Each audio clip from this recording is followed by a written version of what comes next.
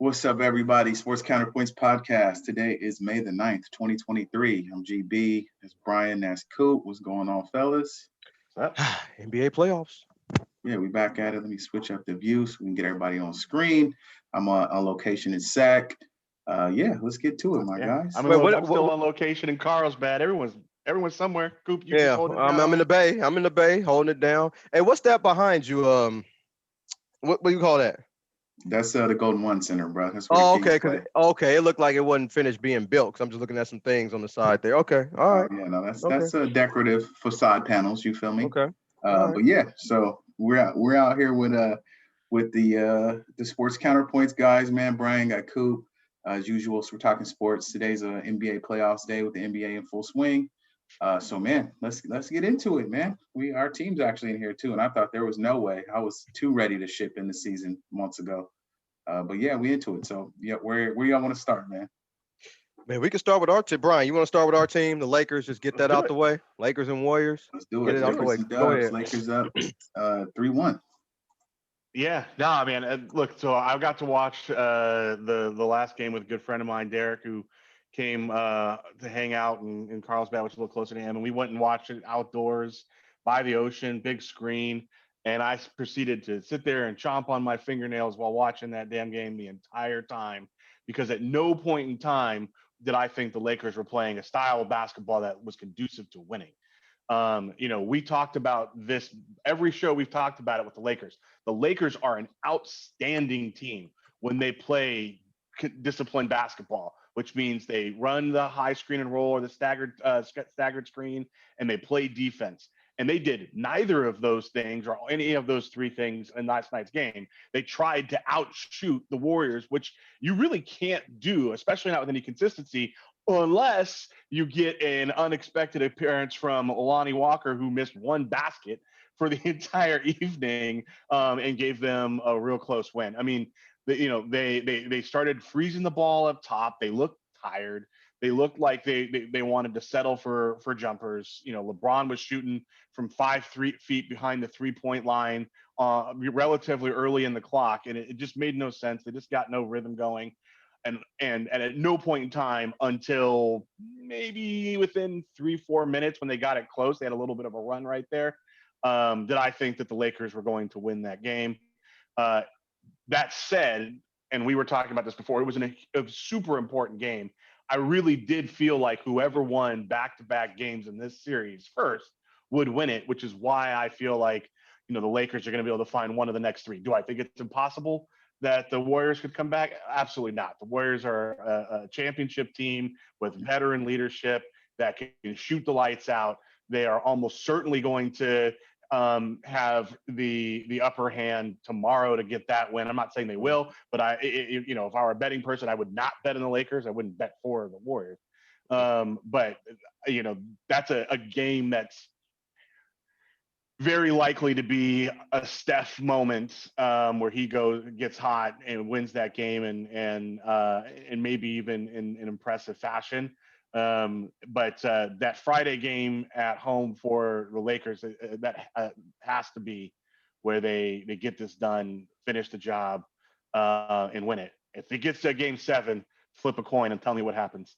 But anyways, Jason, what are your thoughts on that series? Yeah, I agree with a lot of what you said, and I still don't think the Warriors are out. At no time did I watch yesterday's game and thought, oh yeah, we're good, we got this game. No, we played bad and we escaped playing bad because the Warriors played just a little bit worse.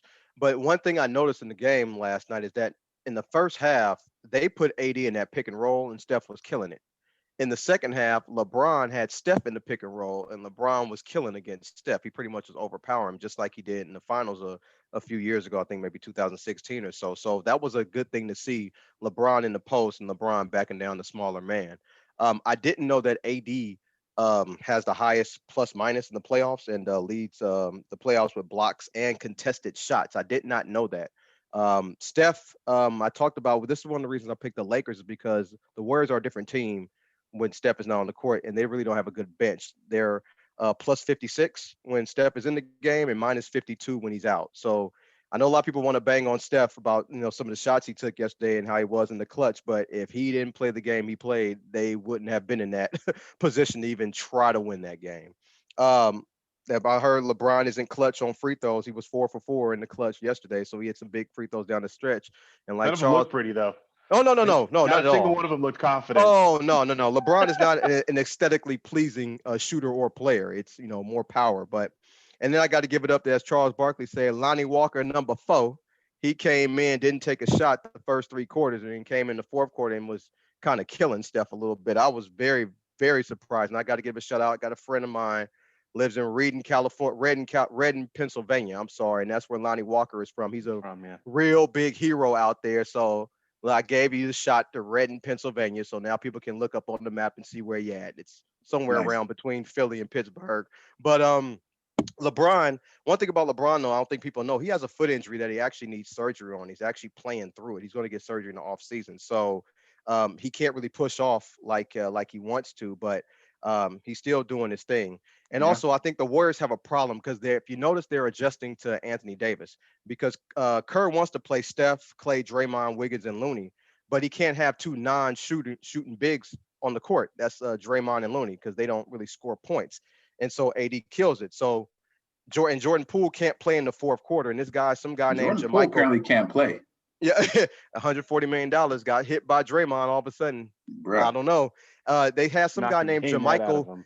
Yeah, somebody named Jermichael Green started 2 games ago, and then he got 2 minutes yesterday. So I don't know if Kerr actually knows what he can do to adjust to AD. But I think he figured it out yesterday. I'm not sorry. I didn't mean to cut you off. No, you good. Go ahead. But the one thing I wanted to point out is that early in the game and before the game, he said, my goal is to pull AD out of the key. And then what he did is he forced the matchup so that AD had to take Wiggins. And Wiggins was out there shooting threes. He was actually one of the best shooters by percentage for the Warriors, especially in the first half. And it was driving me insane because you kept on seeing AD all the way up by the 3-point line out there towards the center court, trying to guard Wiggins, and he was, not close enough to stop Wiggins from making the baskets because Wiggins was shooting over him, and then not deep enough to help on defense, for help defense and for rebounding. It was driving me insane. I think they figured it out. I just think that the Lakers in the fourth quarter, not in any of the other 3 quarters, finally adjusted a little bit and kept AD back. But I also think it was because they started to figure out that what they need to do is just have him guard Draymond. Yeah, Draymond might be a little bit quicker, but he can't do a damn thing. I think in the second half, I saw that in the first half. Triple single anymore. He got zeros. I saw that in the first half, Brian, but I think in the second half they made more of an adjustment, and AD was kind of close to the basket. And then I also noticed the Lakers need a third guy. It was Russell one of the games. Yesterday it was Lonnie Walker, number 4. They just need a third guy to help out every single game. It'll be great if they had a fourth, because when they have a fourth, they blew out the Warriors at one time. They had a third and a fourth. But we'll see who's the third guy. I fully expect the Warriors to win this next game. I think the Lakers are going to mail this one in early. I really think they're going to mail it in early. I think LeBron. I really hope they don't, but I think that's likely to happen. I think LeBron's going to shoot about 6 or 7 threes in the first quarter. If they fall in, cool. If they not, I just think they're going, because LeBron, he takes quarters off, and he has to. I get why, but he takes quarters off. Like one quarter, he even shoot. You know what I mean? The guy, he's getting up there in age. He can't do it like he can, but like he used to, but he can still do it.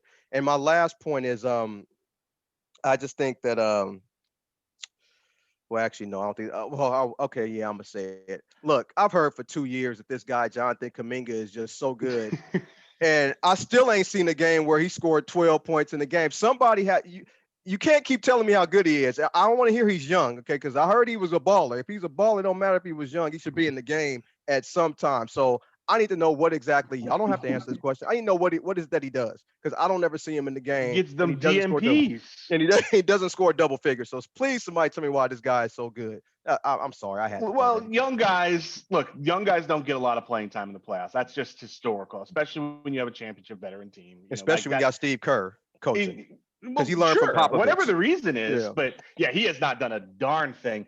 On the third guy, though, each game it's been someone for the Lakers, but it's always been someone, right? So it was Russell, twice it was Reeves. I mean, for as great as Lonnie Walker was, it was Reeves who had 21 points. He put it together a little bit. Field. Yeah, he put it together later. Yeah. And so, there's always been someone, and I'm fine with them rotating who that third guy is going to be as long as somebody sets up. Yeah. Because sometimes it's Schroeder, sometimes it's Russell, sometimes it's Reeves. It's actually maybe even better for the Lakers that they don't have to count on one player like they were doing with Russ to be that third guy. Yeah. Because when that person falls short, they fell apart. Now it's, hey, this guy's got the hot hand. Reeves has got the hot hand. Whoever it is that has to go on that night, they can adapt their game to have that guy be a big part of the offense. And thinking about what you said, Brian, I think that's why they always say the third guy suffers on the LeBron team. It was Chris Bosh, it was Kevin Love, and I think it's whoever has the hot hand. That's who LeBron is rolling with. Yeah. Whoever who has the hot hand. So that's probably why the third guy. So suffers or whatever, but because they always relied on it being one person. It was always supposed to be this person or that person or the other person. I think credit Darvin Ham for saying it doesn't need to be any one particular person. Right. We went out and got a deep enough team for getting rid of Russ and Pat and everybody else. We had to get it in. But now they have a depth on scoring. I mean, it was one game in the first round where it was Rui. It could be any one of these four guys. Yeah. Vanderbilt has been great on defense. And so, it could be any of these guys. It's nice to have 4, maybe even 5 possible people that could step into it on the offensive side and give them and be that X factor. Now, not to sound like homers, okay, let's flip to the Warriors side now. What can the Warriors do to try to get, because to me, it seems like Steph has to absolutely have a good game or they're done. Now, maybe Clay might turn it on at home, but it seems like this team goes as far as Steph can take them, and I'm not sure he can carry them all the way. What? But they've been like that all season, right? So I think people are just people who don't watch the Warriors every night because they're not the team that's on television in their local area haven't realized that at home the team can play pretty well. On the road, Poole and Clay are not that great. Draymond, I don't think it has to do with home and away. I just think think he's at a point in his career where he's not going to be consistent, and that the bad version of Draymond is just really, really bad. That turnover he throws to nobody. The turnover in the clutch was as bad as it gets. And when I saw on ESPN that they wanted to say that the turnover by Steph, where he fell and lost the ball, that was the bad turnover. Like, wait a minute. No. That was he was trying to make a play. He fell, the ball popped out. He was trying to make a basketball play. He just got himself in an awkward situation and it didn't work out for him. Right. There is no excuse for why Draymond drove to the key, could have taken a layup, tried to make a bad pass, gave it up. Like, that was just awful. That was one of them jobs. But here's the thing. I mean, they played bad in the last couple minutes and they only lost by 3. And Steph is, he didn't have his best game in the last game. And he was still pretty amazing, right? I mean, what was he? Well, he was 12 for 30 and 3 for 14. Oh, 3 for 14. If I didn't see the box score, I would have thought he shot better than that, because it seemed like when they needed a big play, he made a big play. And so, Steph is definitely that guy. I think the problem that the Lakers run into is they only won by 3. Like, in a game where you get a 3 for 14 Steph, you gotta put a foot on their throat and snap it. Right. And they didn't do that. So if you're a Warriors fan, you look at that and go, okay, cool, we're going home. And we're gonna get right at home because that's what we do. Game 6. And then we're going to go into game 6 and recognize that the last time we played in LA, we only lost by 3 and we played horribly. Like, that's the takeaway, right? We played a bad game and only lost by 3. That means that the Lakers, at least at that point in time, hadn't figured out how to do it. And it's going to be matchups, and Poole has been awful. No, not good. I mean, that dude's been jacking and bricking. I mean, he has been so bad. And I have to believe that, going home, hopefully he can hopefully he doesn't get right, because I'm a Lakers fan. But for the Warriors, hopefully he gets right by playing at home and can just bring some ability to play in and back in LA. But it has a lot to do with who Vanderbilt is guarding. So the game where the Lakers ran him out the building, Vanderbilt was guarding Steph. And this game, they tried to have him early, and it wasn't really working, and they moved him over to Poole and Clay for a split. And he plays good defense. Yeah. GB, any thoughts? It's just been fun to watch, man. I was saying I thought we'd get ran by the Kings or Warriors, and probably part of that was just tempering expectations in case we did lose. But I mean, this team has shown that since the second half of the season, if they to both your points really, if they play their kind of ball, I mean, AD if AD's AD in some capacity and Braun, and then you got any one of them guys could be the third guy, maybe in a fourth. I mean, it's a well-constructed team at this point, so we definitely got a chance. It was fun to watch with all the Warrior fans too. I've watched every game with Warrior fans, so that's been fun too. And GB, I mean, I can't stress enough. It's just amazing what a team can accomplish when Russell Westbrook is not on it anymore. It's just amazing. Absolutely. I mean, do you see how good teams get when he leaves the building? I mean, it's amazing. No one at home ever make this a drinking game unless you prefer to be favored on weekdays. But yeah, no, it's been a good series. I'm surprised, man. It was fun to watch too, because we was definitely I'm out here in SAC, so lots of Warrior fans, lots of Kings fans, became Warriors fans recently again, just to see the Lakers lose. Shout out to all my people. That's not a dig. Everybody's Kings fans, but in every matchup you have a team you hate more. So right now it's us, and my team's winning. I definitely expect them to probably get smoked tomorrow. Oh yeah. And then they just got to be ready for Friday. No kind of playing around. It needs to be like the Memphis series was. Honestly, it's a better team than Memphis, but you cannot let up. Can't be close at the end.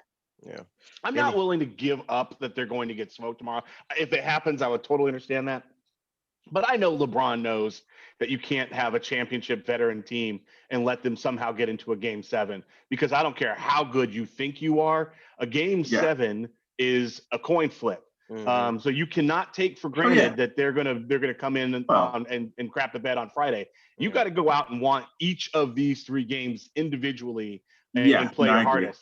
I don't know if they have. First half we haven't been able to do it in consecutive games. Just energy-wise, tempo-wise, et cetera. So I'll be curious to see. I'm with you. They have to. Friday has to be the day. If they can somehow pull it out tomorrow, hey, I'll be ecstatic. But you cannot play around past Friday. All you got to do is watch the first quarter and a half. That's going to tell you everything about the Lakers tomorrow. See, I'm a third quarter guy for us, because third quarter is when I can kind of tell if we're going to do something. Additionally, let's not forget, there's only one time a team has come back from 3-1, and it was a LeBron-led team against Steph Curry. No, that was in the finals. I think that's happened in the playoffs before. It's happened in the playoffs, not in the finals. Is this a Doc Rivers reference? No. Oh, well. All right. Take your drinks, everybody, because you getting. It's all good. Doc, Pat, we can move on. And Westbrook. So how about the Phoenix Suns and Denver? Yeah, we can move on. Yeah. Other side of the West, man. Yeah, Phoenix right now.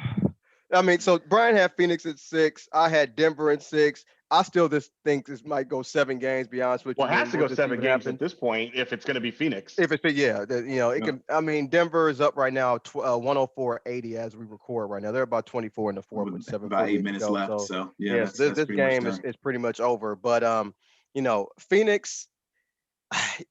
I wouldn't say they play better with Chris Paul out. I think the matchups that they have scoring wise with Booker and Durant kind of favor them in this series.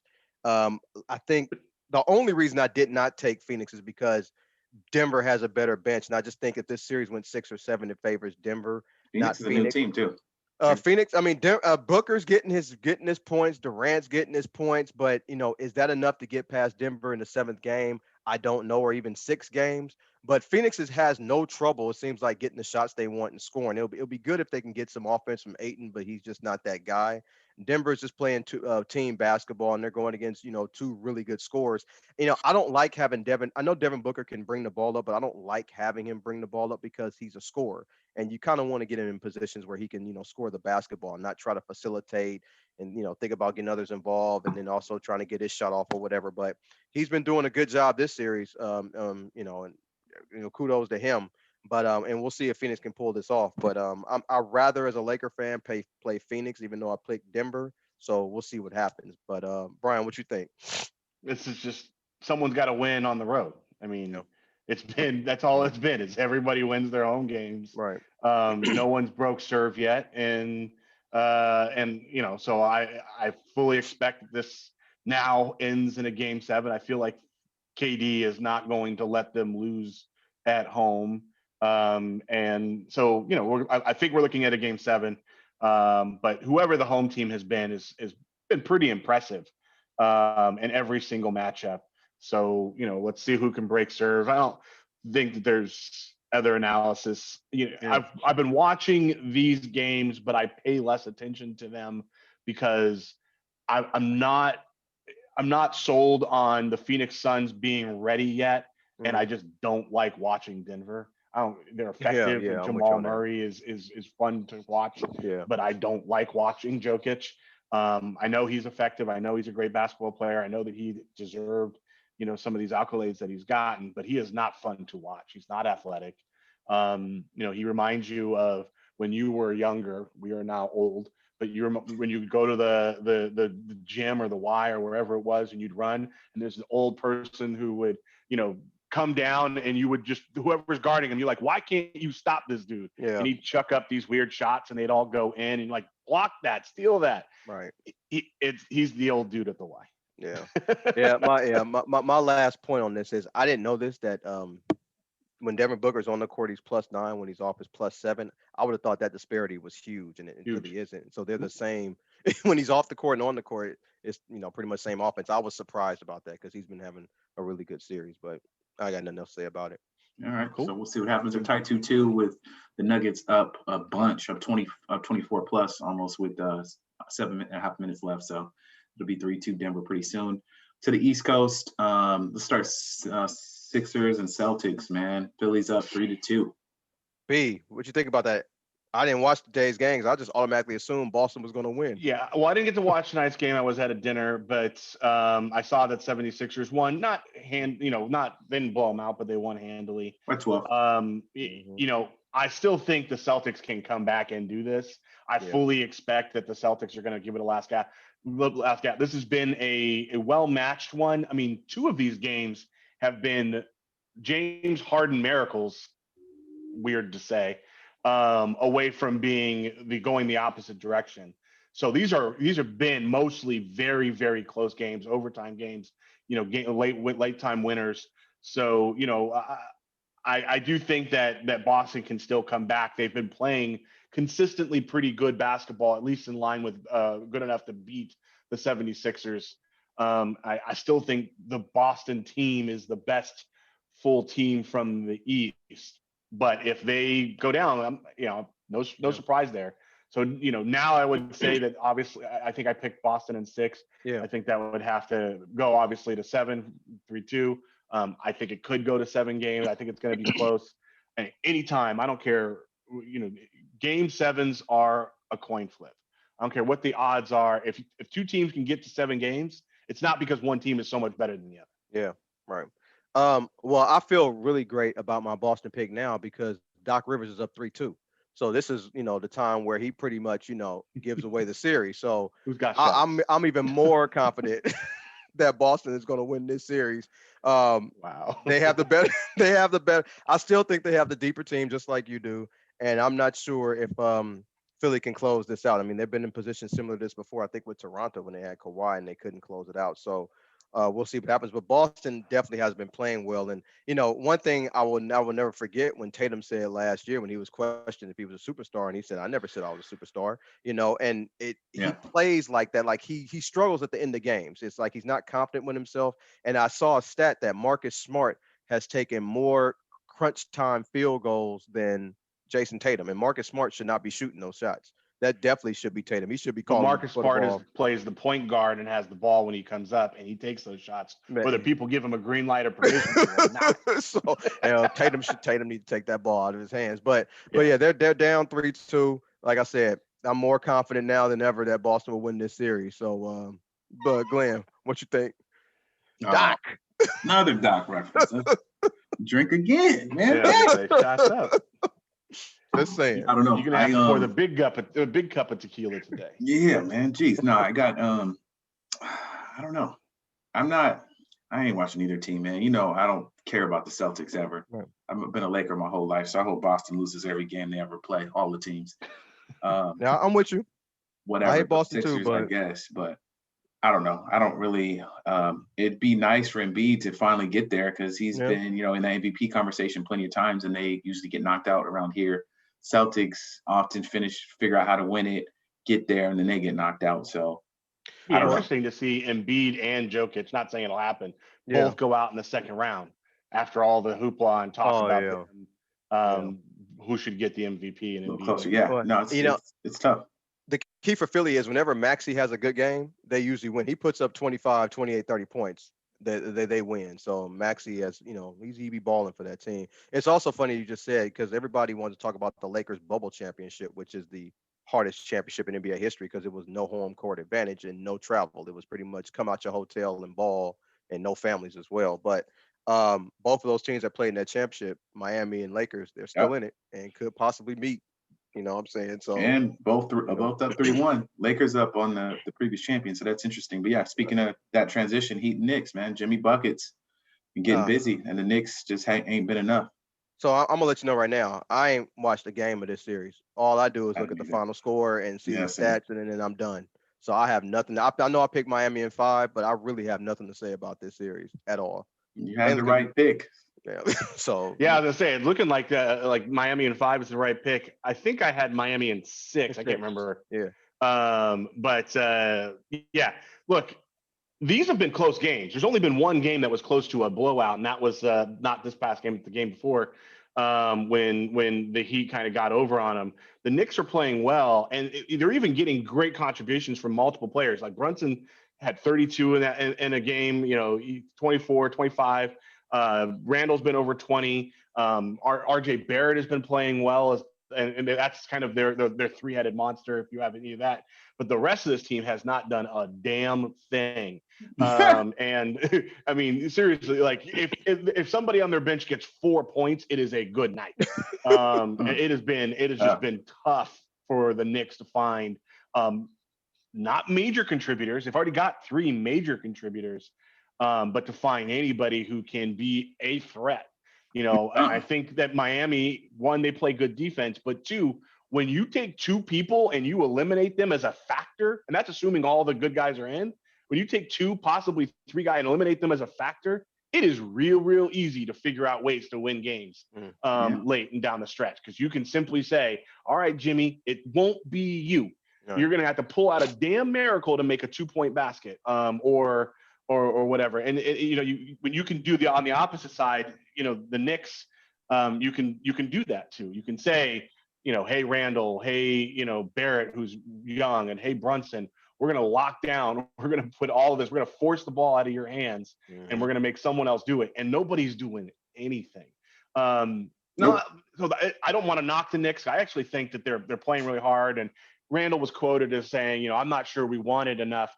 I don't think he was talking about Barrett and Brunson. I think he was talking about all the rest of these dudes on that roster. But again, the Knicks won by being here to some extent because they just don't have a deep enough team to be a team that should be playing for a conference title. Yeah. And that's just the reality for them. They've done all right. They've got to go back and figure out how to build. They need to do the same thing that the Lakers did, where they had 3 decent guys and then they found a way to fit the pieces. The difference is people are willing to go and be that bench group for AD and for LeBron. And it's a lot harder for Randall, Brunson, and Barrett. Like, they just don't have the name power. They don't have the history to cachet. They're not what's going to attract free agents or guys, playing on veteran minimums or taking deals. Whereas and they've had a little bit harder trouble in the draft. I mean, Austin Reeves has been great for the Lakers. So they just don't have those types of guys on that team. So Jason, I don't know if you have any other thoughts on. No, I don't have thoughts, but I do want to ask you a question. Say the Celtics lose to Philadelphia, do you break up Tatum and Brown? So I think Brown is pretty close to out the door there. And I don't know that it has anything to do with the combo of Tatum and Brown. I think it has to do with Tatum's skill set is stronger, and Brown is kind of cantankerous. He's not someone that you can market. He's not someone that you can, really put out there as the guy that you want to come and spend your money to go see. And Tatum, you can market, whether people agree that he is at what level or whatever. Right. He's being marketed right now. Yeah, you can market heavily. Tatum. You cannot market market Smart and Brown, and that's not a knock. So I do think that at some point in time they're going to have to figure out something else. But the problem is who's the guy out there? Yeah, Tatum needs an AD. Somebody who's just about to be at that next level. Yeah. Tatum needs one of those guys. I know that someone's going to be selling in Minnesota. So maybe you go get a Gobert, or you go get a Cat or something like that. But they're going to definitely get rid of that experiment that blew up in their face. In Boston? Oh, Minnesota, yeah. Minnesota, that Gobert, the Gobert, D'Lo, obviously. I think that we knew whole that wasn't experiment is work. over. Yeah. One of those two big guys is going to be out there and up for market. I think Boston would be well served to go and grab one of those guys, because if you want to be able to beat an Embiid, you need to have a Towns, Gobert, or something like that. Yeah. Yeah, I just think because Boston, if you notice, they've been at it with Tatum and Brown for a while, year after year. It just ain't working out. It doesn't work. I mean, at some point, Brown's the odd man out, because you cannot market him. Right. At some point, you got to cut your losses. So, okay, I want to throw that out there. Hey, I think they're doing a fabulous job. They should keep them boys together as long as they can. The boys, they're right at the cusp. Right. They're right at the cusp. They should try and figure. They need a Patrick Beverly or one of the veteran Westbrook guys and kind of come in and add some key Westbrook, points. get a Westbrook, I'm with that. Get a Westbrook. You guys sure. Should definitely get a Westbrook, Word. What? All right. So I know I'm jumping ahead, but like, dream finals matchup for the Lakers. For you guys, period. Who do you want to see? I want to see the Lakers in there, and I want to see anybody other than the 76ers out of the East. Okay. I want to see Lakers in Miami. Again. Let's just do it again. Bubble. Yeah, I think that's the best matchup. Lakers Celtics I always want to see, because a friend of mine mentioned this yesterday. Shout out to Ed, was like, then we can, if we could get there and beat them, then you get the most championships history-wise, and you beat the team that's the closest. So. Well, Magic beat the Celtics. Kobe beat the Celtics. Maybe LeBron has. The only problem with playing the Celtics is you take the risk of losing. Yes. And catching up. Because they're better. They're a better, deeper team. So they're not playing like it, but they have a tough time with AD. But I think that the Lakers match up well with everybody in the East except Boston. Yeah. Oh, no, what? Except for the 76ers. Really? I think we cool against the 76ers. I don't think we good against Boston, but we'll see. Yeah, we need Boston. AD to play well, and Embiid and versus it's just AD Embiid would be. I'll take Harden. Maxi Achilles. I'll take Harden all day. Yeah, that's fair. Yeah, that's fair. No, it's cool, man. It's gonna be it's definitely gonna be interesting. I'm watching. At least I've been watching all our games. I watched all the Warriors games because Warriors Kings. Good postseason. Yeah, it has. And the second half of the season, for everything I talked for the first half, was actually pretty good too. I mean, it's been a lot of good basketball. It's still a little. I know old guys. I'll be in that. Talk about the 80s and 90s, but there's just a level of like, at some point, all the extra reviews and like some of these fouls. I mean, I get like, you got too much money invested. You can't just be hammering guys, but some of these are just like, you sneeze around the guy, they're calling a foul, and then they let you take 15 steps when you have the ball. So like, man, Steph traveled. He took 3.5, 4 steps before he even threw the ball to Draymond, and he got knocked down by accident by LeBron. It's like nobody saw that travel. Didn't nobody say nothing. I've seen it all over Instagram. People's like, I know y'all saw them steps. Well, even Damian Lillard said something like, so nobody saw that travel. And Damian Lillard and Steph are close. They're cool. They're hella cool. But it's just like, come on, man, seriously. But and then nobody complains about travel in the NBA because a lot of guys do it. I mean, they change pivots, they do everything. They just play basketball. They know what's going to happen. It's just like whatever. Still D up. They're gonna get to like if you ever watch like kids play, like 3 or 4 years old, it's like that. 2 or 3 steps when you first get the ball, 2 or 3 steps for your shoes. Second, third graders, yeah. So, like, come on, but it's always some idiot in the crowd always talking about traveling 3 seconds in the key. I'm like, dude, they're in the third grade. Shut up. You know what I'm saying? It ain't that serious. It's always somebody like that every game. They don't call them the league or them carries either. But no, it's been fun to watch. So we'll see what the teams do as we near the end of the season, man. So yeah, that's kind of our basketball talk. Let me only go to thing my I got, hogwash segment, man, because yeah, I got to say it. I heard it yesterday, and hit I it. think it was Jim Gray, it wasn't Ernie Johnson. It was maybe somebody said this. Rob Pelinka deserves a lot of credit for what he's done with the Lakers. Yeah. And I don't think you should get credit for problems that you caused. He caused a problem. He willingly brought Westbrook and Patrick Beverly to the team. And then he rectified the problem, but it was his problem. It's not like he inherited a super mess. He created a super mess. He willingly got Westbrook.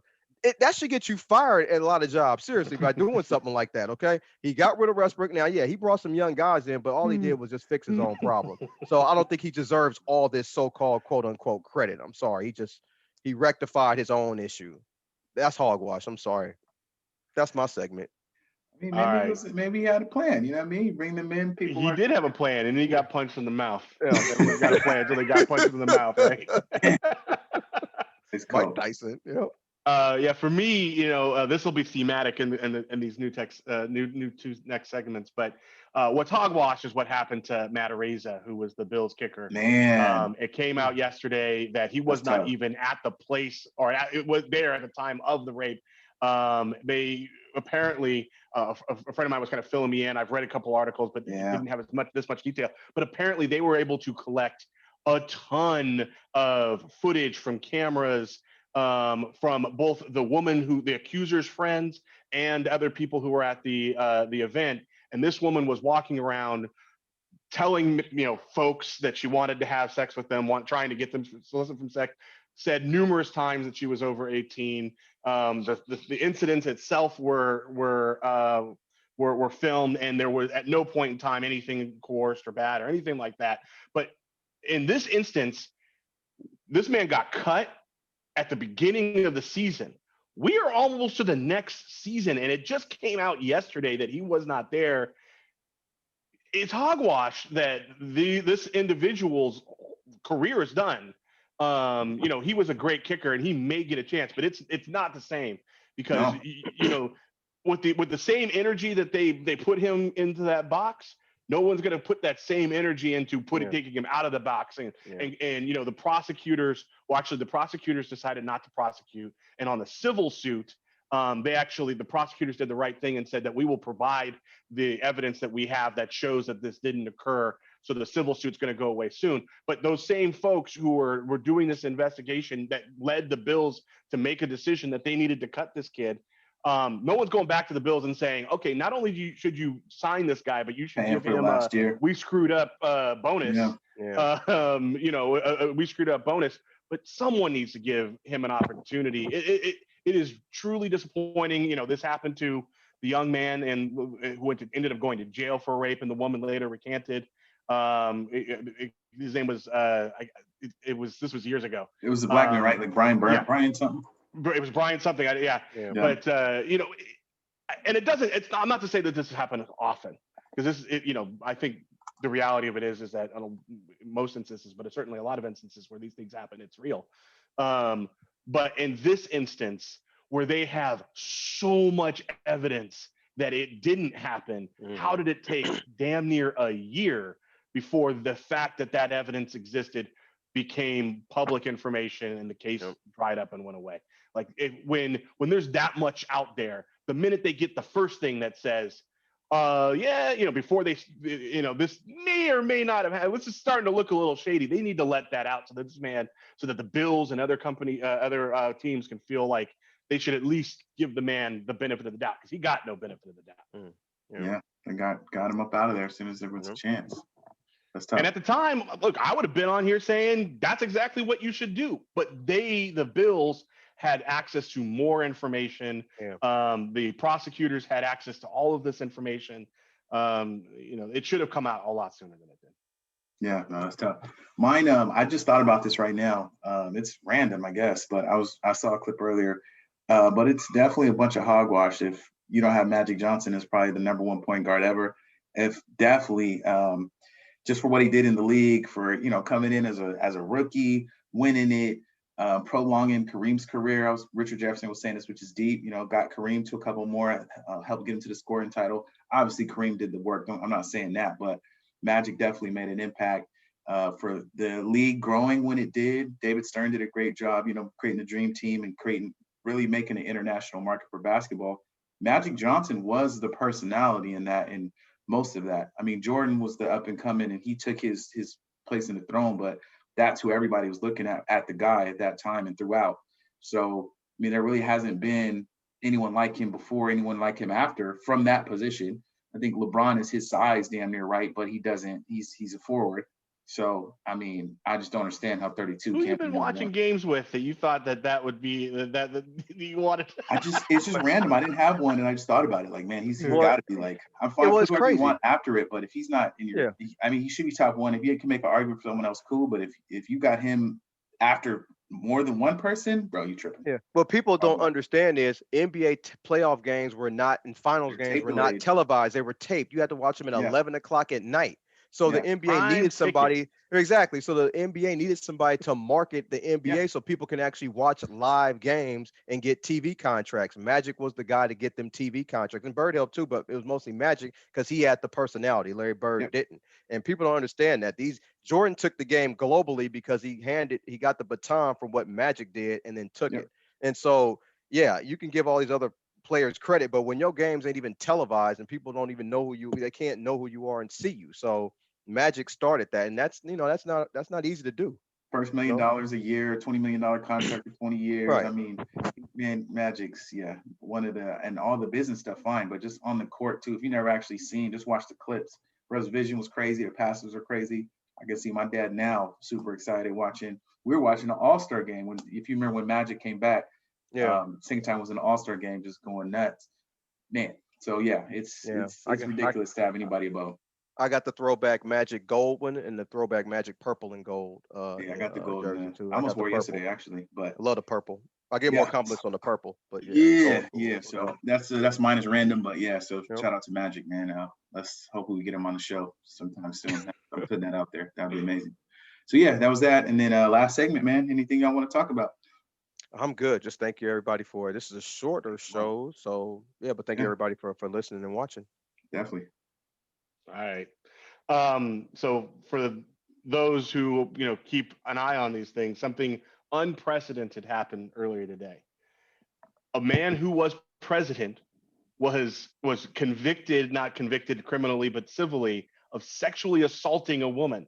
Yikes. So Trump was found guilty of sexual assault and sexual abuse of Carol, and it's amazing to me. And so, one of the things that people are going to should really take into account is this does not stop him from running for president because it wasn't a criminal, it was a civil lawsuit.